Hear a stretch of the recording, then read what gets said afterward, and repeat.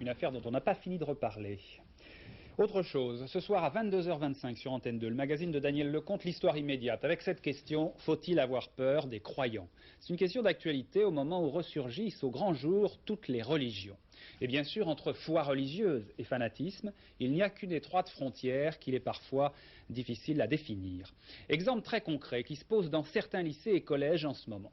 Par exemple, dans ce collège à Creil, 3 jeunes filles musulmanes qui s'opposent à leurs professeurs et aux dirigeants du collège. Motif, elles veulent afficher en permanence les signes extérieurs de leur religion. Chantal Kimerlin, Yann Jiquel, enquête.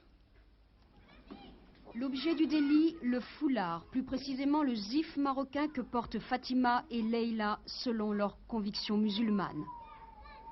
Je crains en Dieu. Je crains de personne, sauf le Dieu. Je porterai toujours mon foulard jusqu'à ma mort.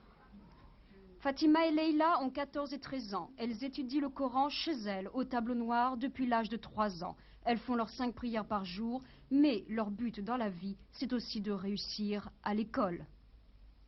Moi, je veux continuer mes études, je veux travailler. Fatima et Leïla ne sont pas exclues du collège Georges Avez, mais l'accès leur en est refusé tant qu'elles porteront le foulard pendant les cours. Principe de laïcité oblige.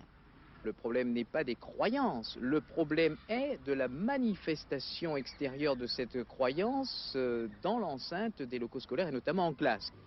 Le collège, placé en zone d'éducation prioritaire, compte 850 élèves de 25 nationalités différentes, dont 500 musulmans.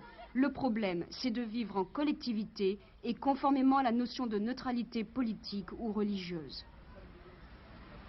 Encore ce foulard, je me demande moi s'il gêne quelqu'un. Est-ce que ce foulard est gêne quelqu'un?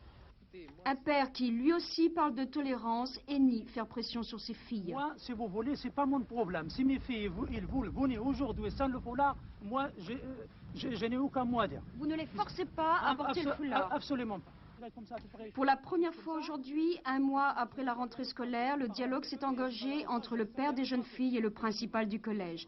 Un dialogue difficile qui peut-être ouvrira sur une solution.